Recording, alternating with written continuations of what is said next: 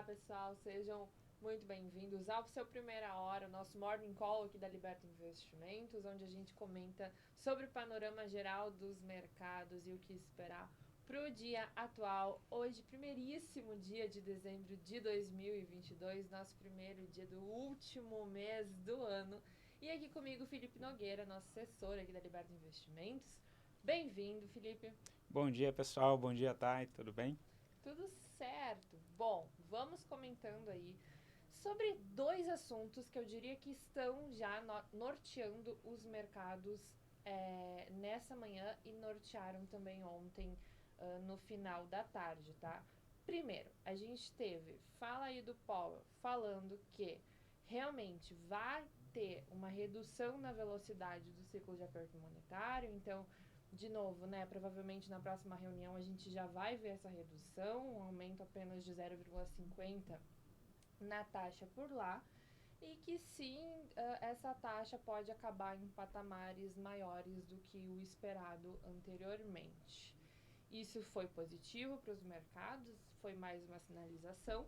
E outro assunto também que está norteando bastante é o fato da China estar mostrando que está um pouco mais aberta a não intensificar tanto as restrições por causa do Covid por lá. Bom, vamos comentar aqui. Ontem, Nova York, né? Fechamento aí. Dow Jones subiu 2,16%. S&P 500 avançou 3,08% e Nasdaq explodiu com subindo mais de 4%, quase 4,5%, muito também ligado às empresas de tecnologia que deram um boom ontem durante a tarde. Maior apetite a risco, né? Perfeito. Quer fazer algum comentário mais específico sobre os Estados Unidos primeiro? Acho que para a gente fechar esse tema aqui. Ontem a fala do Powell veio em linha com o que o pessoal estava esperando de mercado, né? Uma suavização. Está se falando, inclusive, a não se chegar a 5% de taxa de juros no ano que vem. Tá? Então, isso daí acabou animando um pouco o mercado, veio uma força mais compradora, o pessoal com um pouco mais de apetite a risco, inclusive para aqueles ativos que são mais especulativos, né? Sejam as empresas de tecnologia, que a gente mencionou da outra vez, que o pessoal não entra pela demonstrações contábeis presentes, mas pela projeção, pela uma perspectiva de crescimento futuro, ou também cripto. O Bitcoin chegou a bater $17.000, o Bitcoin, então ontem o pessoal com bastante apetite a risco. Porém, né? Agora de manhã, o mercado ele já estava recuando um pouco agora de manhã por causa que saiu os dados ali de índice de preços, o PCI, o PCE, né, que veio com uma alta ali de 4,3%. Então, lembrando, né, qual é o grande dilema ali do Federal Reserve e do Jerome Powell? Se a inflação continua subindo, né, e ele tem um cenário em que o PIB não é tão afetado e o desemprego, e a gente tem o payroll amanhã, né, não é tão afetado, tem mais geração de emprego, ele se sente mais confortável para aumentar a taxa de juros, e aí o pessoal projeta, a gente vai ter um ritmo ainda de aumento de taxas de juros. Payroll, né? Inclusive, que é um dos indicadores mais importantes quando a gente fala de sinalização para a política monetária, né? Exatamente. Eles observam demais o relatório. Então, ao se perceber que a inflação ela continua muito resiliente, o mercado agora de manhã ele recua porque eles pensam, não, provavelmente a gente vai ter uma taxa de juros então mantida, pelo menos até eles trazerem a meta, né, a inflação meta deles, que seria de 2%, como o Jerome Powell já falou em algumas outras situações. Tendência para hoje, Felipe? A princípio para baixo, uma certa correção, tá? Com o pessoal esperando aí. Ontem a gente teve uma alta muito expressiva das bolsas por lá, então também uma correção até por realização de lucro. Exatamente, acaba sendo algo normal. E o pessoal, como a Thay já falou até outras vezes, o mercado ele não gosta de incerteza, né? Isso a gente vai falar muito ali de Brasil também. E como a gente tem o payroll amanhã... Felipe adora entrar na pauta Brasil. Nossa pauta preferida aqui. eu fico só olhando as brigas ali do YouTube. Mas o pessoal, assim, como tem o payroll amanhã, muita volatilidade de manhã, quem é experiente de mercado geralmente não opera, né? Inclusive, tem um jargão de mercado que a gente chama que é a quinta da reversão, né?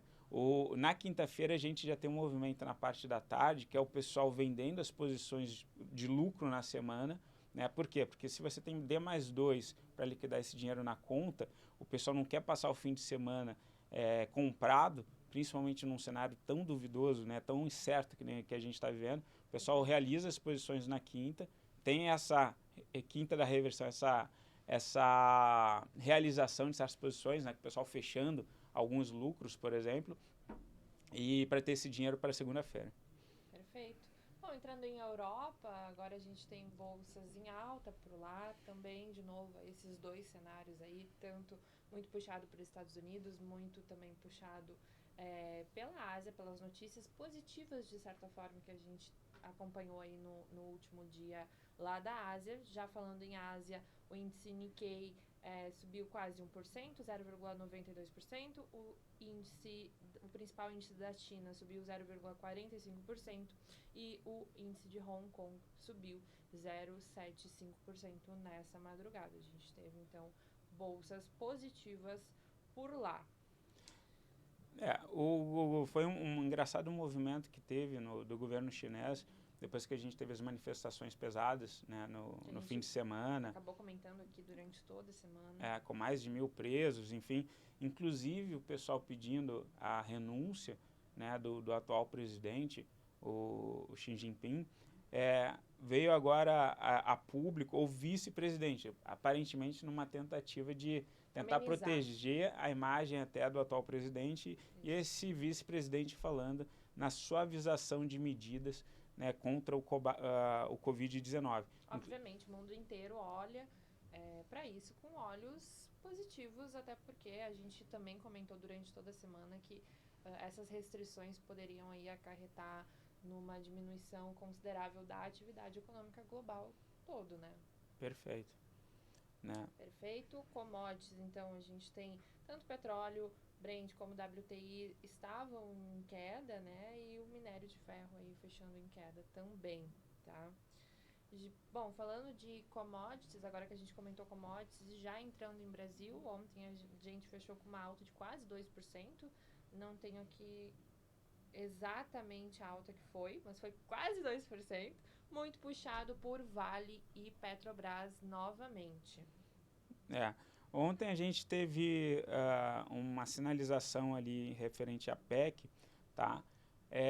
Tiveram algumas movimentações interessantes. Primeiro, a PEC ela foi apresentada muito no formato da minuta inicial, tá? Eles estão pleiteando 198 bi de incentivos, que nem a gente descreveu ontem, sendo que cerca de 175 bi para R$600 de Bolsa Família. Uhum. Só que o pessoal está acreditando muito numa desidratação dessa PEC, trazendo aí para 130 bi, tá? E isso seria muito em função do PT... esperança, né? A esperança.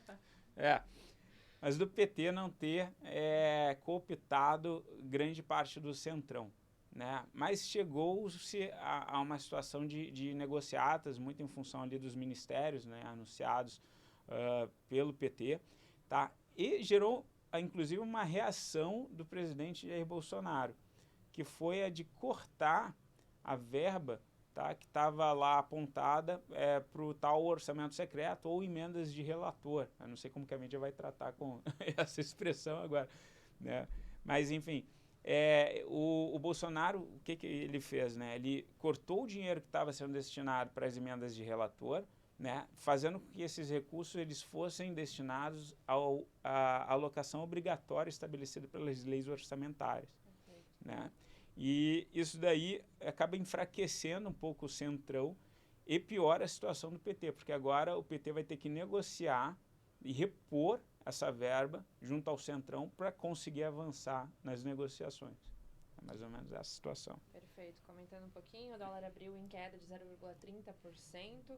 Juros futuros abriram numa alta moderada e o Ibovespa futuro cai aí 0,64%, já antecipando que talvez a gente tenha uma tendência de baixa para o dia de hoje, muito pelas questões que o Felipe falou. E a gente teve, né, a prévia do PIB do terceiro TRI saindo agora às 9, a gente está gravando aqui 9, pouquinho.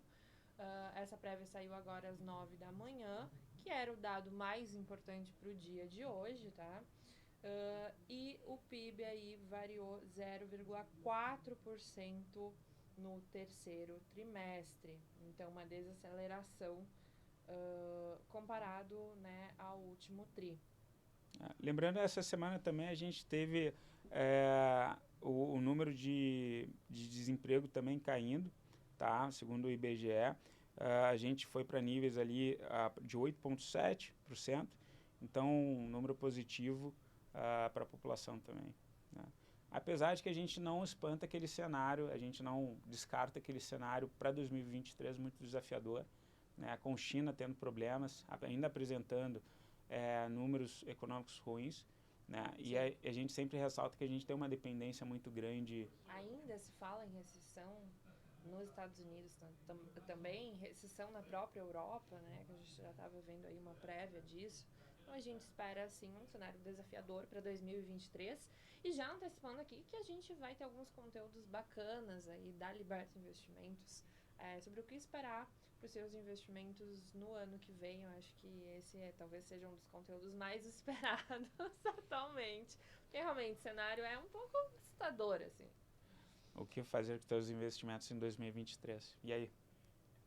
Complicado. Vamos discursar aqui bastante sobre isso e vou dar uma resposta que todo economista adora dar. Depende. É a primeira palavra que a gente aprende na faculdade de economia. Economia eu acho muito legal, assim, porque é possível ter 2 prêmios Nobel, né, falando coisas diametralmente opostas, né? É muito legal. Bacana. E tem outra expressão, meu pai traduz livros de física, tudo, ele é engenheiro, mas traduz livros de física. E tem uma expressão também que é inveja da física, né? Na economia, eles tentam trazer racionalidade a tudo como se fosse algo como física. Olha só. Bom, pessoal, não esqueçam de curtir esse vídeo para o YouTube entender que o nosso conteúdo é relevante, a gente chegar a mais pessoas. E quem não é inscrito, por favor, inscreva-se aqui no canal. Até amanhã, tenham um ótimo dia e muito obrigada, Felipe, novamente. Obrigado, pessoal. Até mais. Tchau, tchau.